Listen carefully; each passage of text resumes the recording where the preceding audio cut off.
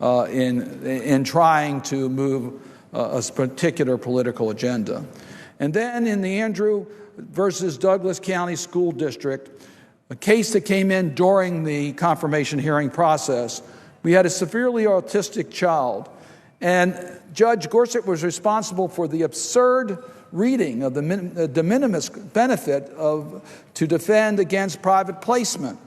The Supreme Court rightly rejected that logic by an 8-0 decision. Judge Roberts, writing the opinion about the IDEA law, that there are protections for disabled students in our school system. Judge Gorsuch would turn back the progress that we've made on civil rights and on constitutional protection. Madam President, as I mentioned earlier, I am very concerned about whether Judge Gorsuch can keep his political views separate from what he says, how he acts as potential justice on the Supreme Court of the United States. And here I go to a 2005 National Review article where he wrote, "American liberals have become addicted to the courtroom, relying on judges and lawyers rather than elected leaders in the ballot box as the primary means of affecting their social agenda. This overweening addiction to the courtroom as the place to debate social policy is bad for the country and bad for the judiciary." I mention that particular case, and I quote Judge Gorsuch, because we don't want a judge to side with either being a liberal or conservative. We don't want a judge to say, I have a responsibility to promote an agenda as a judge. We don't want a judge to be able to take a political view and bring that onto the bench. Whether it's a person who we agree with politically or disagree with politically, we want to have an independent judiciary. This National Review article causes me grave concern as to whether Judge Gorsuch can in fact be that neutral person on the court. Judge Gorsuch appears to be an activist judge, would become an activist judge, turning back progress to protect individual constitutional rights. That's something that gives me grave concern, and the reason why I could not support his nominee to be an Associate Justice of the Supreme Court. So let me turn to process for one moment, because it looks like sometime tomorrow we're going to be called upon to vote on a cloture motion. And I want to comment about that, if I might. As I said earlier, Judge Gorsuch to me is not mainstream. He'll put corporate interests above individual interests. He shows a hostility towards environment, women's health, etc. He has political views that I think he would not be able to differentiate, and he would not be an independent check and balance in our political system. So for all those reasons, it seems appropriate to me that this is why we have a 60-vote threshold, to make sure that we don't take extreme nominees and allow them to be confirmed by a partisan vote, that we want to have a broader consensus. And Judge Gorsuch did not earn that broader consensus. But there are additional considerations here. And this goes back a few years, Madam President, but the Republican leadership, what they did to President Obama's judicial nominations must be underscored, because this is not in vacuum. We didn't get to this place in vacuum from what has happened already. But going back to President Obama, where his district court nominees were delayed, in some cases totally blocked, requiring a record number of cloture motions to have been filed and acted upon. A record number. We had more cloture, more filibusters of President Obama's nominees by Republicans than we did in the entire history of the United States Senate. So there's been a direct effort by the Republican leadership to filibuster judicial nominees. That's wrong. It shouldn't have been done. Yes, there are reasons for some, but not for the record numbers that were done. You should be able to allow for the comedy. And quite frankly, in 2013, the Republican leader told President Obama, no more district court circuit judges. Let me repeat that. In 2013, this is the first year of the president's term, he said, no more, the Republican leader, no more D.C. circuit judges. We had 3 vacancies in the D.C. circuit. 8 of the 11 had been filled, 3 were vacant. And it had nothing to do with the nominees. They just said they weren't going to consider any of them and used the filibuster to block any filling of this position. Now, I'm going to quote first from Chief Judge Henry Edwards when he talked about the D.C. Circuit. It said, review of a large, multi-party, difficult administrative appeals is the staple of judicial work in the D.C. Circuit. This long distinguishes the work of the D.C. Circuit from the work of other circuits. It also explains why it is impossible to compare the work of the D.C. Circuit with other circuits by simply referring to raw data of case filings. Chief Justice Roberts noted about 2/3 of the cases before the D.C. Circuit involved the federal government in some civil capacity, while that figure is less than 25% nationwide. He also described the D.C. Circuit's unique character as a court with special responsibility to review legal challenges to conduct into the conduct of the national government. My point is clear. This is the second most important court in our land. And in the first year of President Obama's term, the Republicans announced that they would filibuster any attempt to put any judge on this circuit. And then we had the ultimate filibuster by the Republicans, and that was Merrick Garland. February 2016, with Justice Scalia's death, a nominee submitted to us by President Obama, acknowledged to be mainstream, acknowledged to be well qualified, acknowledged to be a consensus nominee, and he got the ultimate filibuster. Most members of the Republicans in the Senate wouldn't meet with him. He didn't have a committee hearing, didn't have a committee vote, didn't have a floor vote. That was the ultimate filibuster. It was wrong, particularly when we know that he would have received 60 votes. So you can't compare Judge Gorsuch with Judge Garland, because unlike Judge Garland, Judge Gorsuch does not share the same evaluation of being able to be a consensus mainstream candidate who would receive a 60-vote threshold. So for all these reasons, if the majority leader is going to pursue the cloture vote on the Gorsuch nomination, I will not vote in favor of cloture. I would hope that we would be able to return to the comity that is important in the United States Senate, but we recognize there are times where you should have a 60-vote threshold when the President of the United States goes outside of the norms in a process that has already been employed by the Republicans. I would urge my colleagues to rethink the course that we're on. With that, Madam President, I would yield the floor.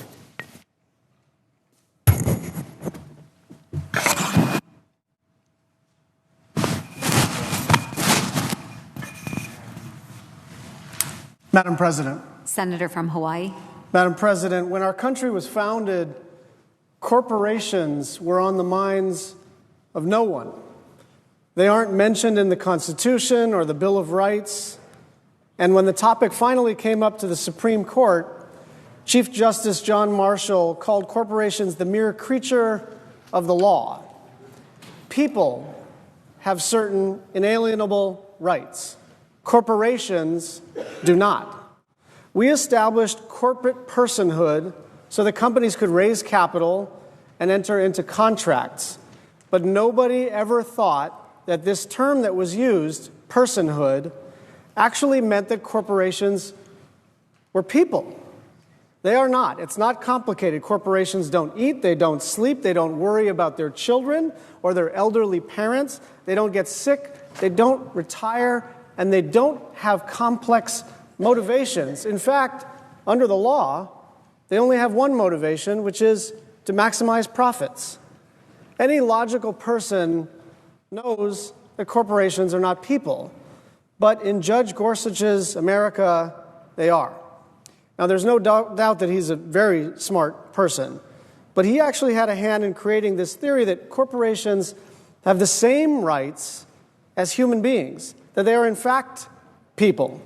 And we're supposed to pretend that this premise isn't insane, but it is crazy, and it's hurting our democracy. For the past several decades, we have increasingly limited people's rights in favor of corporate rights. And now Republicans want us to confirm a judge who says that corporations have religious rights. Judge Gorsuch was a part of the Hobby Lobby decision that went before the Supreme Court, in which the 10th Circuit decided that corporate personhood extends to First Amendment religious rights. And because the corporation, not just the people who owned it, the corporation itself has been granted those rights by judges like Neil Gorsuch, the rights of corporations now usurp the health and the rights of American citizens. And that's the problem with Judge Gorsuch's worldview. It's not just that he's a conservative, it's that he actually thinks that corporate entities have the very same rights as American citizens. Rights, by the way, that don't come with the same responsibilities that we all have as American citizens. But this judge wants to confer more rights onto corporations, and we're already past the tipping point as a society where corporations have more power than people. We're in the absurd position of asking, how far are these corporate rights going to extend? They've been given First Amendment rights. They've been given Fourth Amendment rights. Do they get the right to vote next? Do they get the right to keep and bear arms? How many more constitutional rights are we going to give to corporations before we say enough is enough? Because we are already well beyond the point where corporate interests beat out the individual, whether it's at the polls or in the workplace. There are a lot of other things about Judge Gorsuch's worldview that I object to, but at my core, I think I might be able to get around some of those things, knowing that the Constitution requires the Senate advise and consent, not agree with. But his worldview regarding corporations as people embodies everything that's going wrong with our country and with the court. And by the way, it's probably fair to say that almost every nominee that we've seen this year embodies this worldview. Time and time again, Democrats in the Senate have raised the alarm about this administration's nominees, and we've been overruled. And what's the result? You have cabinet secretaries destroying American diplomacy. You have secretaries trying to ban Muslims from entering the United States. You have an EPA administrator, Scott Pruitt, leaving a dangerous product on the market that has been proven by his own scientists to hurt children. And why? Because they prioritize corporate rights over people's rights. But the problem is this: cabinet secretaries come and go. Supreme Court justices do not. Let me put it this way. This administration's cabinet is like a date. It's a really bad date, but at least it comes to an end. A Supreme Court justice, on the other hand, that's not a bad date. That's a marriage. It's a lifetime appointment that will have an impact on generations of Americans. And that's why the fact that he is out of the mainstream is absolutely essential for us to consider. The fact that he thinks corporations are people is, in my mind, disqualifying. So disqualifying that I will vote no on cloture, and I will vote no on final confirmation if it comes to that. Which brings me to the question of cloture. When the Senate votes on cloture, the question before the Senate is it the sense of the Senate that debate should be brought to a close? Is it the sense of the Senate that debate should be brought to a close? And for the Supreme Court nominee, we have rules. And those rules say that you need 60 senators to end debate. Not 59, not 51, not 57. 59 senators don't get to decide when to end debate. 60 do. And if you can't get 60 votes to end debate, you don't have cloture. And now, after 2013, there is only one position, one appointed position, that retains that 60-vote threshold. And that is the United States Supreme Court. And that is for a very straightforward reason.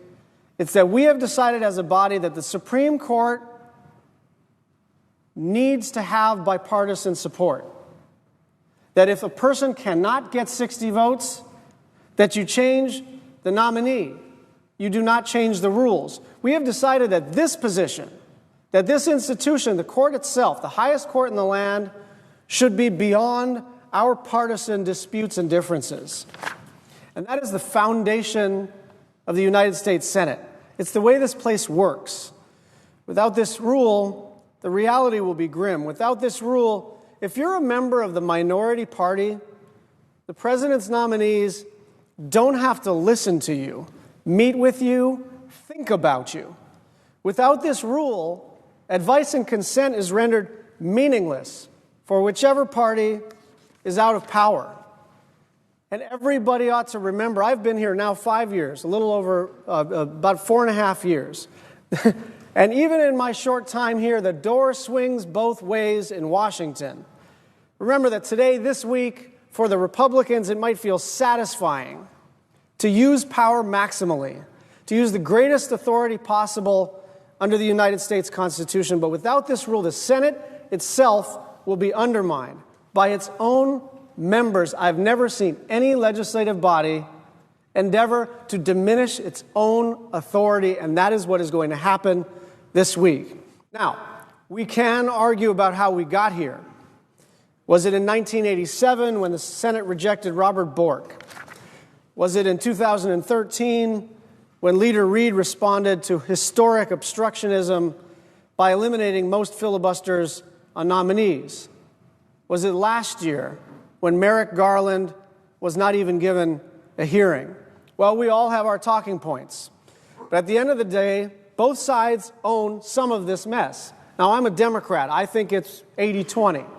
Republicans will think it's 80-20 on the other side. The general public may think it's 60-40 or 50-50. I'm not sure that matters anymore.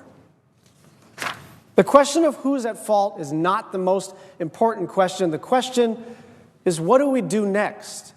Will the Senate undermine its own authority and strengthen the power of partisanship? So I would say this to my Republican colleagues: think about what you are going to do next. Think about what this is going to mean the next time you're in the minority party, because it will not be Senators Duckworth and Cortez Masto who can't even get a meeting with a Supreme Court nominee. It will be you. This is about the future of the Senate and the Supreme Court. The nuclear option will mean nominees for the Supreme Court will not have to meet with or consider minority opinions. It will mean that the Senate's habit of being slow, sometimes maddeningly so, but we know in the best interest of the country, will go away for this appointment. That tradition allows the center to hold, and it will be undermined. So to my Republican colleagues, I'm not asking you not to do this. I am asking you to take your time. In the world's greatest deliberative body, there is no reason to rush this decision. I'm asking you to wait. I'm asking you to take a few weeks before you decide to change the Senate forever. Take your time. This is probably one of the most consequential decisions you're going to make in the United States Senate, because it is about the Senate itself. Because this is worth talking about. This is worth deliberating over.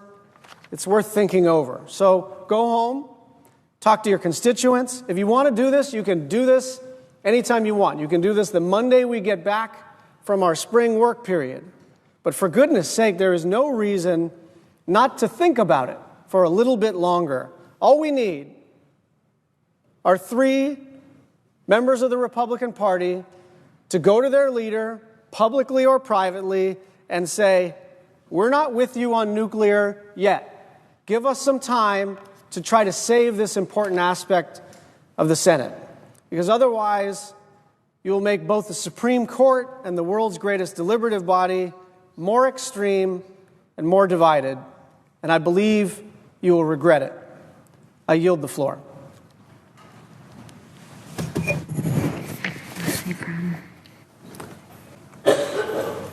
Madam President. Senator from Massachusetts. Thank you, Madam President. Madam President, I rise to speak in opposition to the nomination of Judge Neil Gorsuch to serve as an Associate Justice of the United States Supreme Court. Let me begin by making clear my view that the vacancy on the Supreme Court created by the death of Justice Antonin Scalia was President Obama's to fill. But in an act of unprecedented obstructionism that makes a filibuster pale in comparison, Senate Republicans broke with long-standing Senate tradition and refused to hold a vote or even a hearing on President Obama's nominee, Judge Merrick Garland. As we now consider President Trump's nominee, Judge Neil Gorsuch, we cannot ignore or forget this hyper-partisan action. We also cannot ignore how Judge Trump came to nominate Judge Gorsuch. President Trump went to two of the most partisan conservative organizations which he could find: the Koch brothers-supported Heritage Foundation and the right-wing Federalist Society, and said to them, "Who do you want on the Supreme Court?" And they compiled their dream team of 21 ultra-conservative candidates. President Trump looked at the names on that list and asked himself which judge could pass the right-wing litmus test he had articulated during the campaign. His choice was Judge Neil Gorsuch. On the campaign trail, candidate Donald Trump made clear that he was pro-life and would appoint pro-life judges to the Supreme Court. In one interview, he was asked about his pro-life position as follows. Here's the question posed to him. So, how important is that issue to you now? When President Trump picks the Supreme Court justices, would there be a litmus test? Trump responded, quote, "It is, it is." During the second presidential debate, candidate Trump doubled down on this issue. He was asked specifically about Roe versus Wade, the long-standing Supreme Court precedent establishing a woman's right to choose. The question to candidate Trump was, quote, "Do you want the court, including the justices that you will name, to overturn Roe versus Wade?" Trump responded that he would, quote, "be appointing pro-life judges," adding, "well, if we put another 2 or perhaps 3 justices on, that will happen," meaning Roe versus Wade will be overturned. So we know from Donald Trump's own words that he had a litmus test for Supreme Court nominees on a woman's right to choose. And that litmus test is that he will appoint only pro-life justices who are committed to overturning Roe versus Wade. What about a litmus test on guns? Well, during the presidential campaign, candidate Trump repeatedly emphasized his pro-gun views, which are in lockstep with the National Rifle Association. He was asked about a litmus test for the Second Amendment, specifically the precedent established in the 2008 Supreme Court case of District of Columbia versus Heller. In Heller, the justices ruled 5-4 that a common-sense Washington, D.C. law banning handguns and requiring other firearms to be stored, unloaded, or locked violated the Second Amendment. Candidate Trump was asked, quote, "Will you make upholding the Heller decision a litmus test in Supreme Court nominees?" Trump answered, quote, "Yes, I would." The follow-up question: so you won't nominate somebody to the Supreme Court unless they agree with Scalia on the Heller decision? Trump responded, quote, "Correct." So we know from Donald Trump's own words that he had a litmus test for Supreme Court nominees on guns. His judges must support the National Rifle Association's agenda and its unreasonable and dangerously broad view of the Second Amendment. So, from that list of 21 names provided to him by the Heritage Foundation and the Federalist Society, President Trump chose Judge Neil Gorsuch, apparently convinced that he was the man who would pass these litmus tests. The Senate Judiciary Committee's hearings on Judge Gorsuch were an opportunity for him to dispel doubts about his independence that President Trump's selection process had raised. Unfortunately, Judge Gorsuch did nothing to address these concerns. In fact, his appearance before the Judiciary Committee raised more questions than it answered because Judge Gorsuch was positively Sphinx-like before the senators questioning him. For example, When repeatedly asked about something as elementary as his judicial philosophy, Judge Gorsuch refused to answer. He declined to say whether he agreed with the Roe versus Wade decision, the District of Columbia versus Heller decision, or other controversial decisions like Citizens United, which opened the floodgates to unrestricted secret money in electoral campaigns, or even the decision in Bush versus Gore, which decided the 2000 presidential election.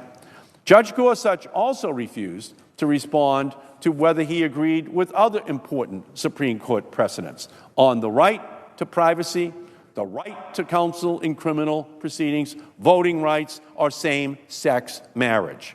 Contrast that to Justice Sonia Sotomayor, who during her confirmation hearing explained that she fully understood the individual right to bear arms that the Supreme Court recognized in the Heller decision. Or contrast that with Justice Anthony Kennedy, who during his hearing praised the Supreme Court's landmark 1963 decision in Gideon versus Wainwright, which established the right to counsel in criminal cases. Or even contrast Judge Gorsuch to Chief Justice John Roberts, who at his hearing affirmed that privacy is part of the liberty interest protected by the Due Process Clause.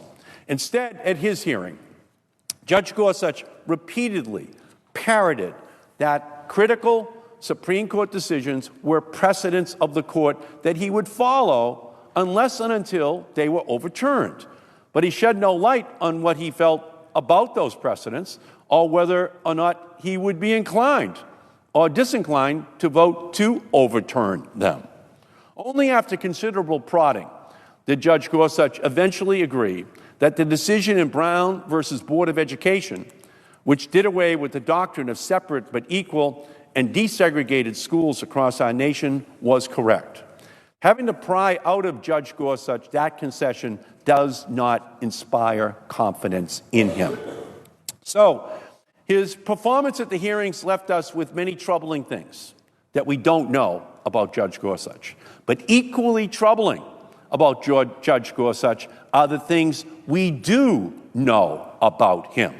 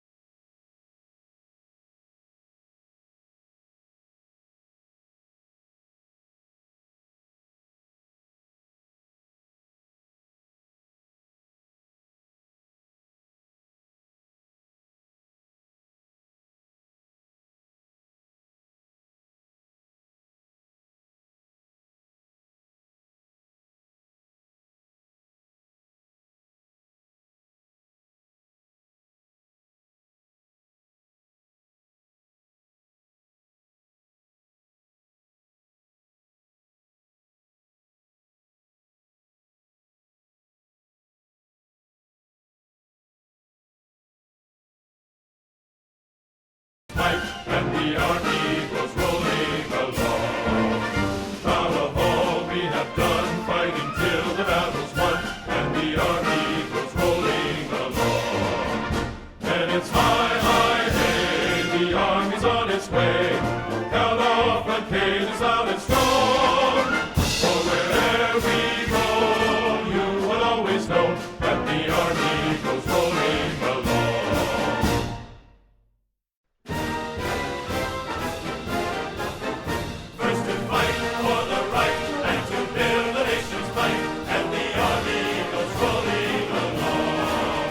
Proud of all we have done.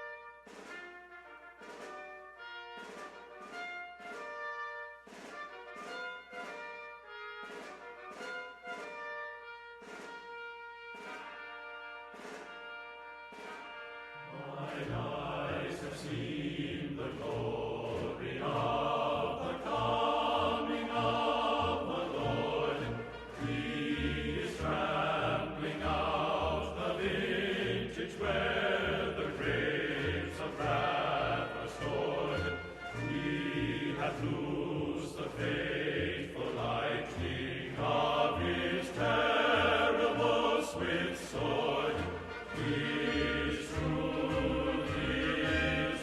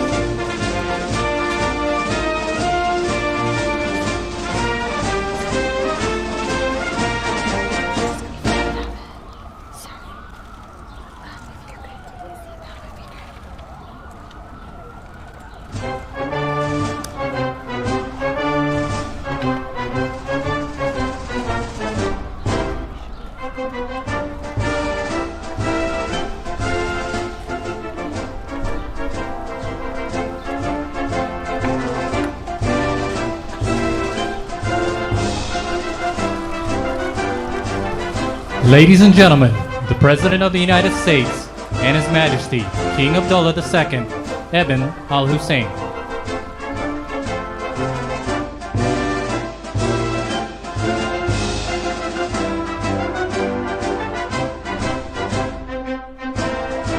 Thank you very much.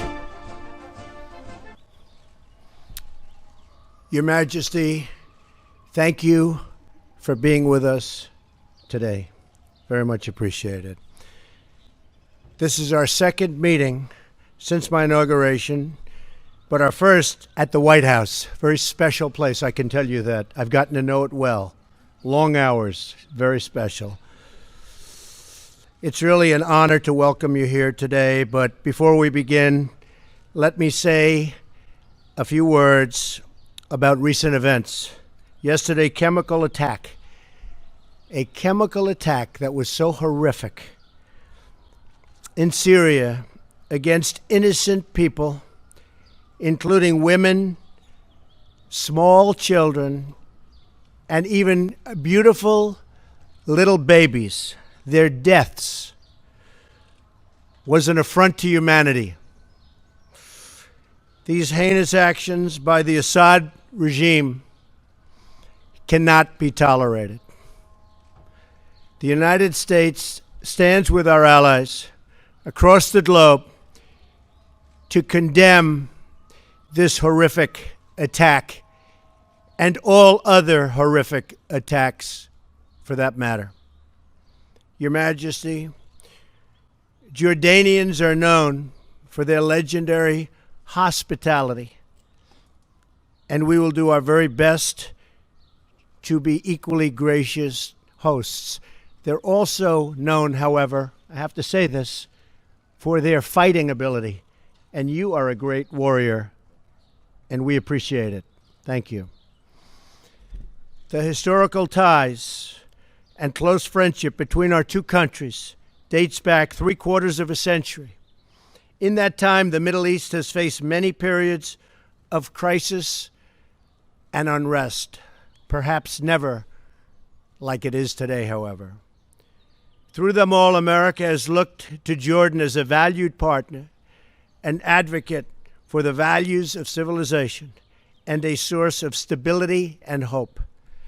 I am deeply committed to preserving our strong relationship, which I will, and to strengthening America's long-standing support for Jordan. And you do have tremendous support within our country, I can tell you that. As we know, the Middle East and the entire world is faced with one of its gravest threats in many, many years.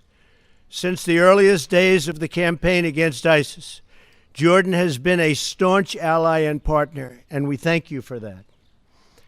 Jordanian service members have made tremendous sacrifices in this battle against the enemies of civilization.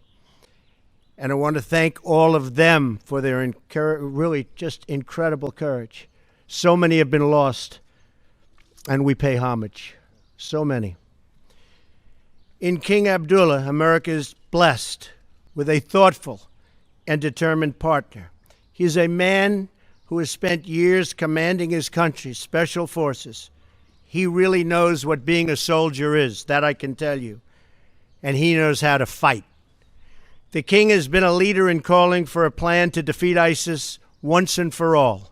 And I'm with you on that. We're both leaders on that, believe me. That's what we speak about today, and that is what we are going to do. And it'll be a shorter fight than a lot of people are thinking about. Believe me, we've made tremendous strides, as we discussed. As you know, we had a very, very fine delegation come over from Egypt and also from Iraq. And they said more has been done in the last 6 weeks than has been done in years with the previous administration. And believe me, we're going to keep it that way. We will destroy ISIS, and we will protect civilization. We have no choice. We will protect civilization. King Abdullah and I also discussed measures to combat the evil and ideology that inspires ISIS and plagues our planet.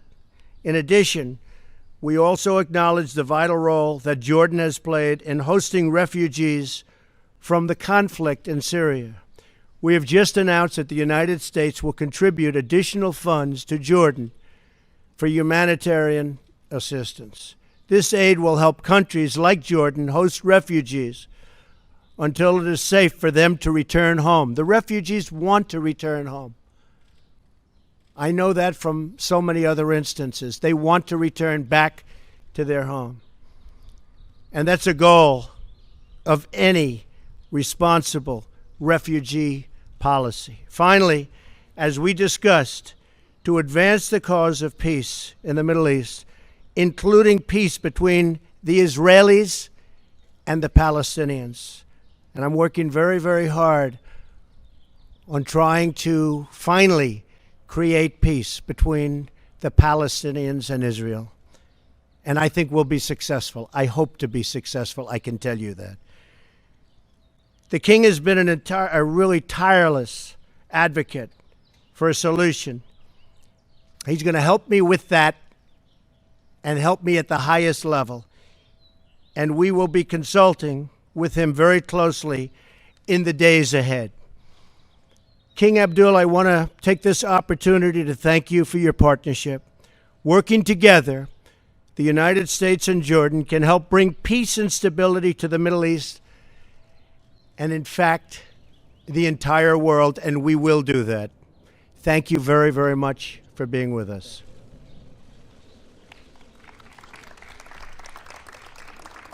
Thank you. Mr. President, thank you for such a kind and warm welcome to the White House. I fondly remember the meetings we've had many years ago and more recently several months ago. You've always been a generous host and have always looked after us. We are very delighted with the way the discussions have gone so far, and we're delighted to be here in such a wonderful setting and such a beautiful day, which I think is a tremendous mark of how we are going to move into the future. We've had a very good round of talks today, and I'm looking forward to continuing these discussions later on in our meetings after the press conference.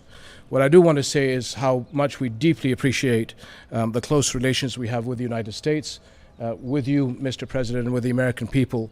This is a strategic partnership that we call and keep very close to our hearts, and it is a partnership on so many levels that we will continue, I think, with the frank discussions that we had today to improve on as we face the challenges of the future. And I am very delighted for your vision, your holistic approach to all the challenges in our region, and to the dedication of your team in being able to translate your policy into actions successfully, hopefully, as we move forward.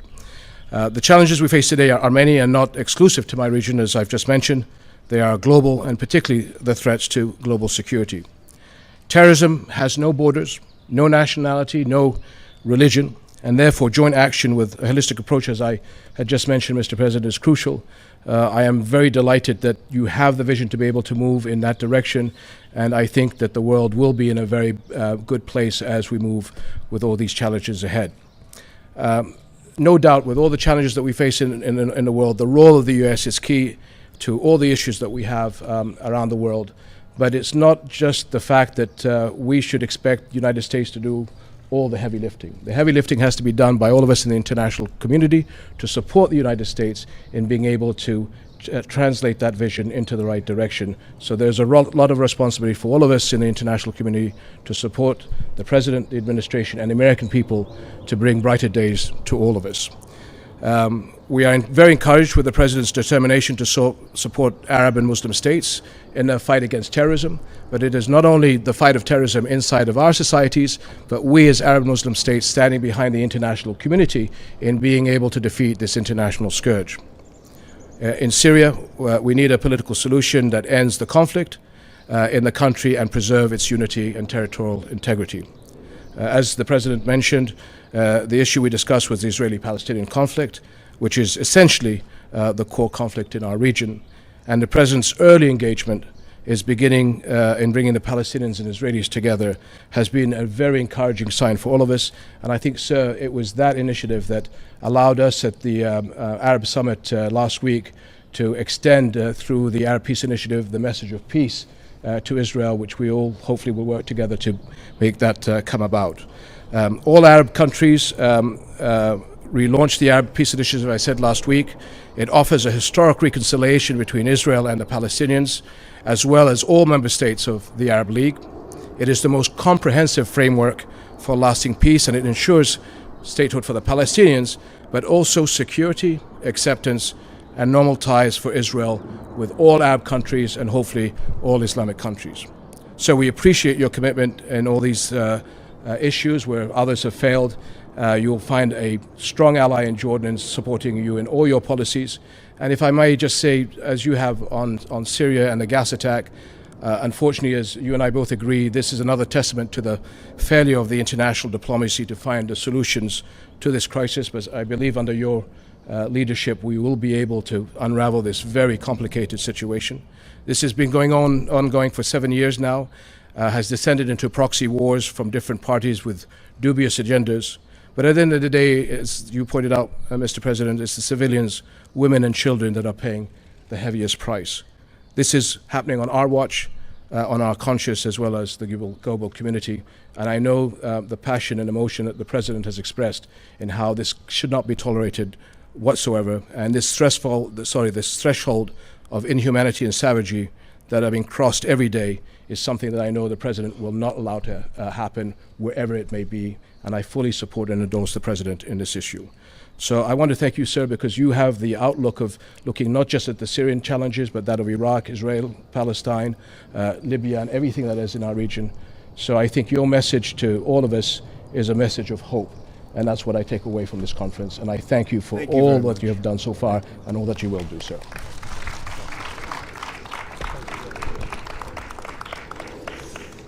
All right, we'll take a few questions. Julie Pace.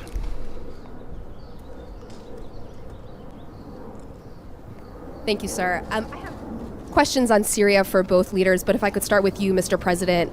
You've condemned the chemical attacks in Syria, but you also appeared in your statement yesterday to pin some of the blame on the Obama administration.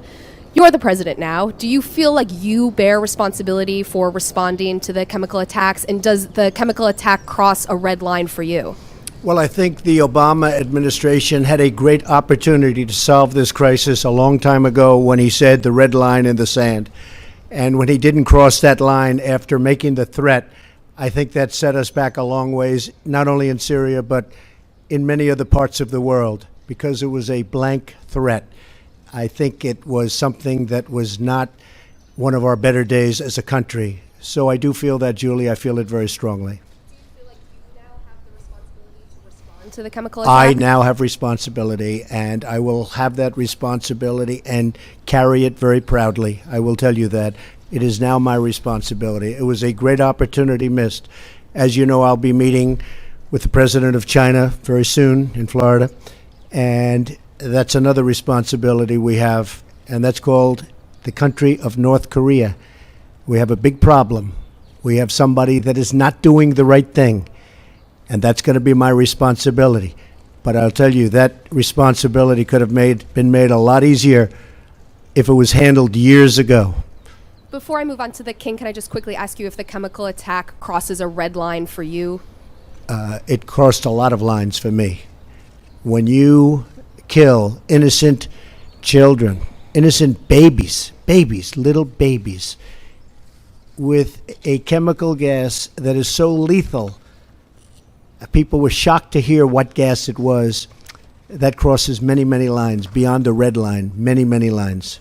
Thank you very much. And Your Majesty, if I could ask about refugees, your country has really borne the brunt of the refugee crisis in Syria.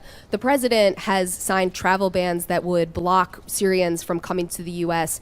If that goes into effect, what would the impact on your country and across the region be? Well, I think as the president pointed out, most, if not all, Syrian refugees actually want to go back to Syria. And that what we're working with the United States and the international community is to be able to stabilize the refugees in our country, give them the tools so that as we're working with the solutions in Syria, we have the ability to be able to send them back as a positive influence into their economies. And again, the president and the Europeans are being very forward-leaning in being able to look after our host community. Tremendous burden on our country, but again, tremendous appreciation to the United States and the Western countries for being able to help us in dealing with that. Dalit, please. Your Majesty, how does the outcome of the recent Arab summit help the U.S. In its policy to advance Palestinian-Israeli negotiations?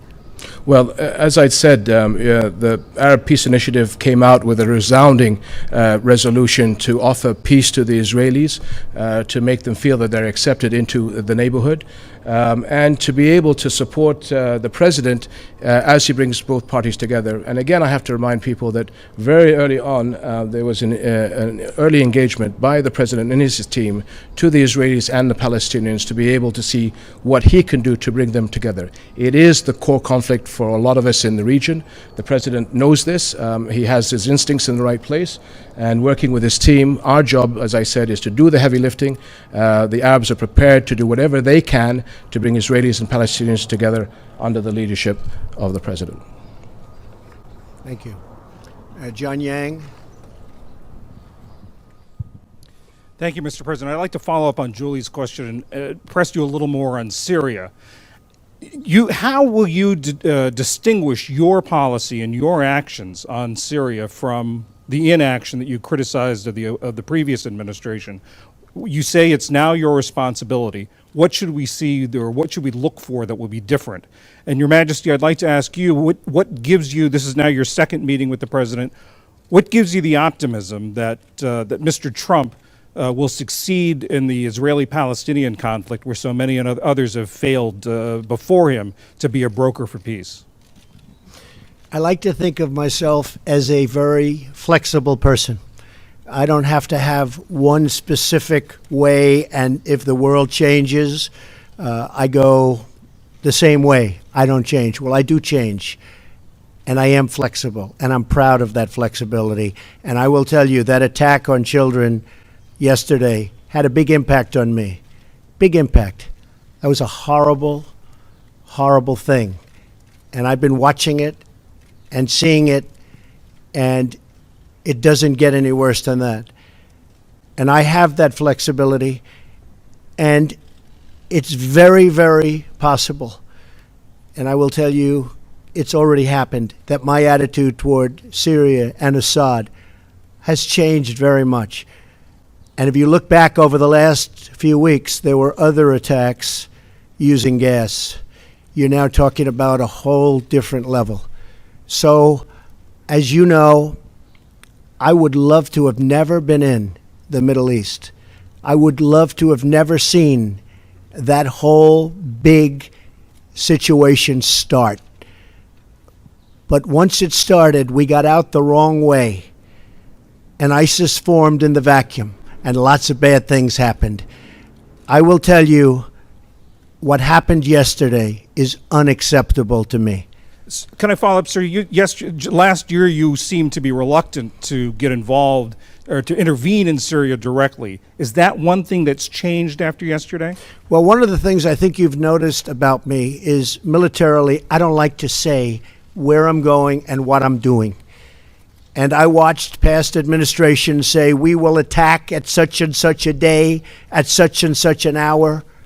And you, being a warrior, you would say, why are they saying that? And I'm sure you sat back in Jordan and you said, why are they saying that? I watched Mosul, where the past administration was saying, we will be attacking in 4 months. And I said, why are they doing that? Then a month goes by and they say, we will be attacking in 3 months, and then 2 months, and then we will be attacking next week. And I'm saying, why are they doing that? And as you know, Mosul turned out to be a much harder fight than anyone thought. And a lot of people have been lost in that fight. I'm not saying I'm doing anything one way or the other, but I'm certainly not going to be telling you, as much as I respect you, John. Thank you. Sir, I think on behalf of the President, what I saw was an early engagement by the President and his team with all of us in the region about the challenges between the Israelis and Palestinians. I had the honor of seeing the President and his team again in January, where this was discussed. The President understands the nuances and the challenges. I think he has the courage and the dedication to be able to do this. Like I said before, all of us have a responsibility to help the President push us over the finish line. And so his team has been in the region. They've been talking to all the partners. And it is our job to facilitate the atmospherics between the Israelis and Palestinians to move together and give the support to the President to be able to smooth the edges over between Israelis and Palestinians to achieve this. And the President understands that if we don't solve this problem, how are we going to win the global fight against terrorism, which is his #1 priority? So this is a core issue that he understands, and I think he has the commitment, and he has my full support for this, as he does from many, many countries in our region. And I have to just say that the world is a mess. I inherited a mess. Whether it's the Middle East, whether it's North Korea, whether it's so many other things, whether it's in our country, horrible trade deals, I inherited a mess. We're going to fix it. We're going to fix it. Okay. Thank you. Nadia? Thank you, Your Majesty. You touch upon the subject now, but if I ask you to look forward, how do you see the future of fighting terrorism post-Raqqa and Mosul, especially the role that Jordan will play in the eastern part of Iraq? And do you believe the real battle will start then? And if I may, Mr. President, you know very well that the Iranian militias and Hezbollah has been propping the Syrian regime for a while, over a few years now. Will you go after them? What message will you give them today? And will you work with the Russians to stop, to ground the Syrian Air Force and to establish safe zones? Thank you. Well, the first part is that we are seeing very recently tremendous gains on the ground in Raqqa and Mosul. Again, I think as the President alluded to, it's very difficult to put timelines on this issue because the battle space is always very fluid. But I think that the war is being won on the ground. Having said that, terrorists are on the move. They'll be on the move inside of Iraq and inside of Syria, so that we have to make sure that we adapt our plans accordingly, and they move beyond borders, beyond our region and elsewhere. So as we and the administration have discussed, it's this holistic approach. How do we fight them wherever they are? And I think that is the understanding. Terrorists have no respect for borders and religions and people. So it's the seriousness of how we do this holistic approach that I've mentioned several times. And what I'm really delighted is that the understanding by the President and the administration in how to deal with this globally. And I think you're seeing a move in the right direction because the policy now is being charted out, and my discussions with the Defense Secretary and the Foreign Secretary allows us to be then able to decide how we adapt ourselves in the region to be able to come in line with international diplomacy. The Iran deal made by the previous administration is one of the worst deals I have ever witnessed, and I've witnessed some beauties. It's one of the worst deals I've ever witnessed. It should never have been made. It was totally one-sided against the United States and, frankly, against much of the Middle East.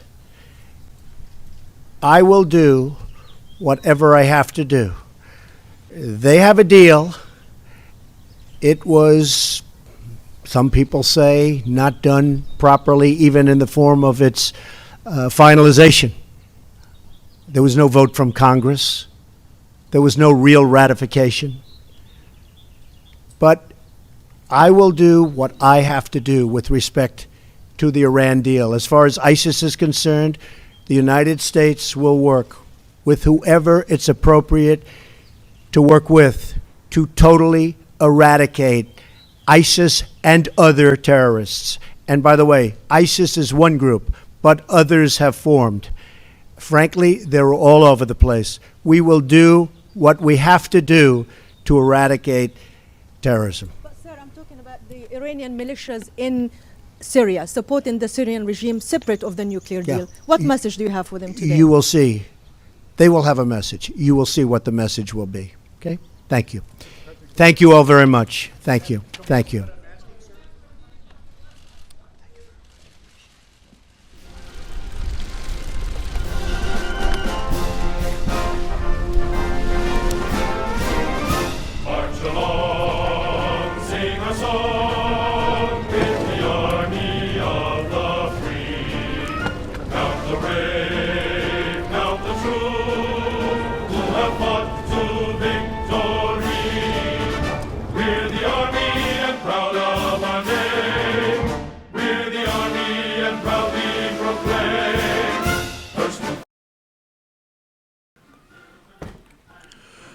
All right, folks, thank you very much for joining us and choosing us as your stream of choice. Thank you very much for making us number one, smashing that like button, sharing the stream, putting it on social media, all that stuff. It helps us immensely, and we thank you very much. Thank you to the moderators for coming out and trying to keep the chat clean and enjoyable for everyone. There was quite a few trolls, but we got rid of them. Not many trolls come to the chat anymore because they know that we don't put up with their crap and we deport them on site.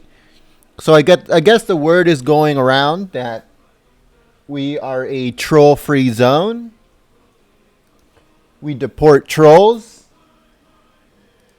And it's a good thing because, not many of them come around. And if they do, they get kicked out as soon as possible. There is going to be the vote for the judge, Neil Gorsuch. That's going to be on Friday. And we're going to be streaming it. Now, tomorrow, Thursday, we will not stream at all. We are in the process of updating our servers. We're in the process of getting a better internet connection. And also we're in the process of moving some stuff from one location to another. So there will be no streams tomorrow at Golden State Times. We apologize for the inconvenience, but we are updating to give you guys a better experience. We hope to be back Friday. Give me 1 second here. Put it over here. Okay. So we hope to be back Friday morning, 6 a.m. Pacific, 9 a.m. Eastern. We hope that you guys join us. But again, we will not stream anything tomorrow because, like I said, we won't have any computers. We won't have any internet until it gets all updated by our IT guys. So I hope that you guys join us Friday morning, 6 a.m. Pacific, 9 a.m. Eastern, for the Neil Gorsuch vote. We will streaming that live. So the press conference with the Chinese president, I think it's Friday. I'm 100% sure it's Friday. Yeah, I hope there's nothing really good going on tomorrow because we're not going to be live. But that'll be the only day. Starting Friday, we'll start again, and then throughout the whole week, we're just trying to give you guys a better experience. Hope you guys understand. If you are new to our community, make sure to hit that subscribe button. If you are new and you want to join our community, and also click that little notification bell right next to it.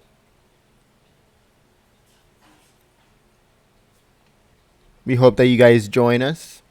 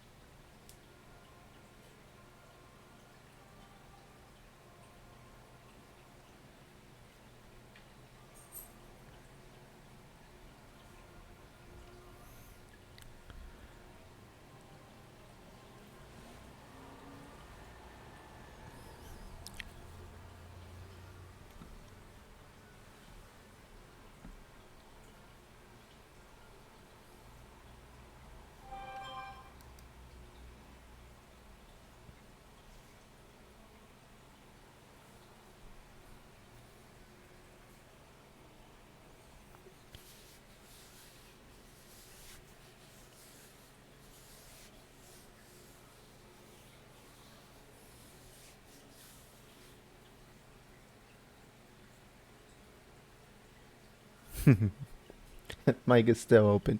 No, I know. I'm just reading what's going on the chat. All right, let me put on some music real quick, and then Logan, we do have a website. It's goldenstatetimes.com if you guys want to go and check it out. Oh, Mike, that's funny. All right. So yeah, guys, I put on some music and then we'll shut down. If there's any other streams or anything like that, We'll continue streaming today if there's anything good going on. We'll upload one news video today, and again we'll go back on Friday morning, 6 a.m. Pacific, 9 a.m. Eastern, and we'll go from there. Thank you very much, folks, and I hope that you guys join us Friday. And if there's any other streams today, all that good stuff. Peace.